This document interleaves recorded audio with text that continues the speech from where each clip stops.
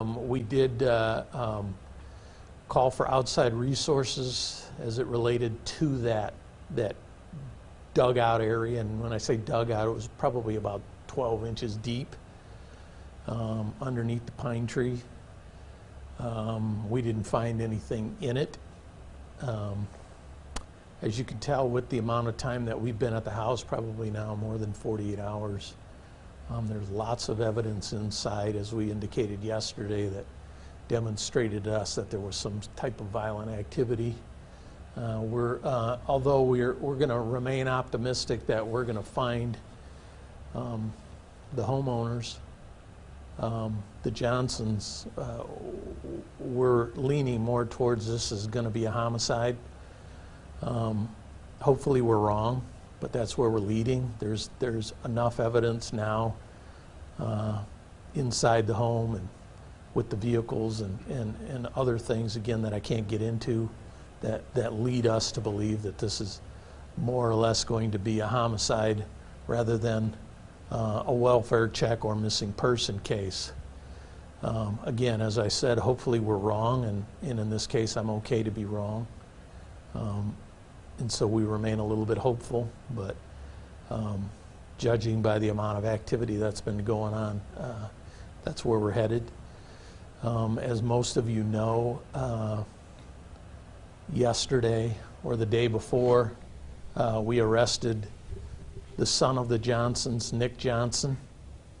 He was arrested on unrelated charges to this. Clearly, anytime there's a case like this, you're always looking at family members. And so Nick Johnson was somebody that we were looking for to talk to about this case. And it just turned out that he had multiple outstanding warrants that he was arrested on, and that's what he's being held on at the Kalamazoo County Jail right now. So this case continues. We have not left. We have not stopped. We'll continue doing what we can. We're leaning on lots of outside resources to help us collect data and look at the evidence. And with that, that's what I have for you today. Do we have at this point a like the last seen? Do you have any information of when they were last seen by anybody? So the best that we can tell, and we're still trying to nail that down, is sometime on Wednesday, last Wednesday. Last Wednesday at this point is the best info you have on that? Correct. Did they find Nick because of tracking the car to the location at the apartment complex? Yeah, I'm not going to get into on how we found him, but needless to say, we were looking for him to talk to him about whether or not he knew where his parents were at. And when we did find him, we were aware that he had some warrants, and we're obligated to act on those warrants. And yesterday, when we saw men walking inside, they were wearing sort of like a hazmat suit. And, I mean, I don't know the language or the terminology, but what in particular was that for? Or is that standard protocol? Yeah, that's pretty standard protocol. The last thing you want to do if you're working in an environment where you might have some biologicals, you want to make sure you're not contaminating the scene. And so we don't want to bring something into the house that wasn't there originally, or take it out. So there's a constant putting on a new suit, going in, coming out, taking it off, putting on a new suit, going in. So you said that basically that there is enough evidence that suggests that they may not be still alive. Is there enough evidence to show that they could still be alive? Like, is it too damning in that house? Well, like I said, hopefully they are alive, and we are totally wrong. What we're seeing and what we're finding is leading us to believe that they're not alive. We are also, there still isn't any rational explanation at all as to why they're not home or why we can't find them. There's none whatsoever. We have all of their vehicles. We have their phones, we have the car vehicles, We have Mr. Johnson missing from work unexplainably. Obviously, what we found in the house is certainly leading us to believe that this is going to be a homicide. Did Nicholas live in that storage facility where you guys found him in the apartment complex? I don't know if he was living in there or not. He obviously knew that was there and had been there before, but whether or not that's where he was living, I don't know. Is it rented in his name, or is it in a friend's name, or can you say? I don't know. I don't know.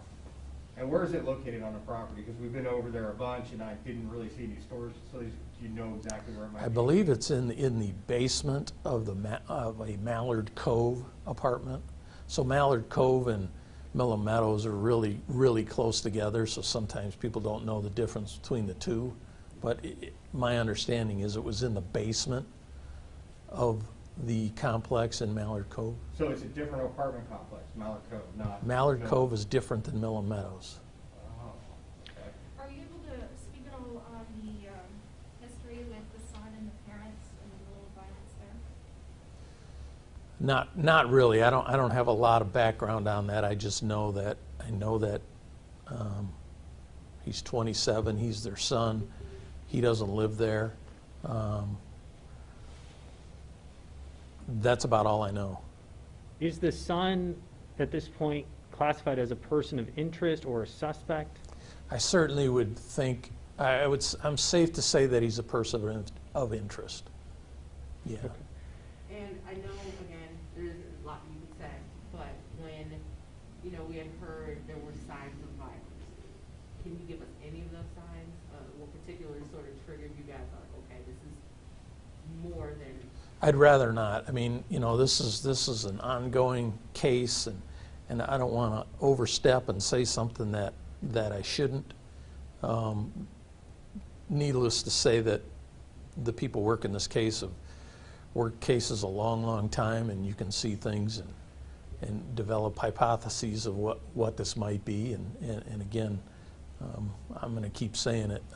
I hope that we find the Johnsons healthy and well and maybe tan from being down south. But right now, what we have doesn't lead us to believe that that's going to happen. And did you in any way, or have you guys in any way made parallels to sort of the Christopher Lockhart case? I just remember I was here for that, and it kind of just gave me those same sort of vibes, something domestic, something in the house, someone's missing, any parallels like that? Yeah, so far, I'd say we're right on track for a Chris Lockhart style case. Yeah. So again, we'd ask anybody that has any information about Mr. and Mrs. Johnson to please call us and let us know. If you think you know something, no matter how little, let us know.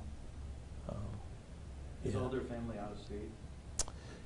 I think there are some family in state, but I could be wrong, and we are notifying them now that we've made this transition from a welfare check or a missing person to most likely a homicide case. Do you have photographs of them that maybe you'd be putting out to maybe help with the case? So I thought that we did put out photos. If we didn't, we have a photo we'll put out to you. Okay, because we could use that. I don't know if anybody else has got them, but I know we don't. Okay. Has Nicholas been cooperating with police? Have they gotten any kind of information from him at all? Yeah, I don't want to go into any of that at all. Can you talk at all about their phones, or if their phones have been located, where they were located? I'm not going to talk about any of that stuff. Do you anticipate your team to be out there processing the scene for quite some time yet? I do, unfortunately. I think we're going to be out there for a couple more days.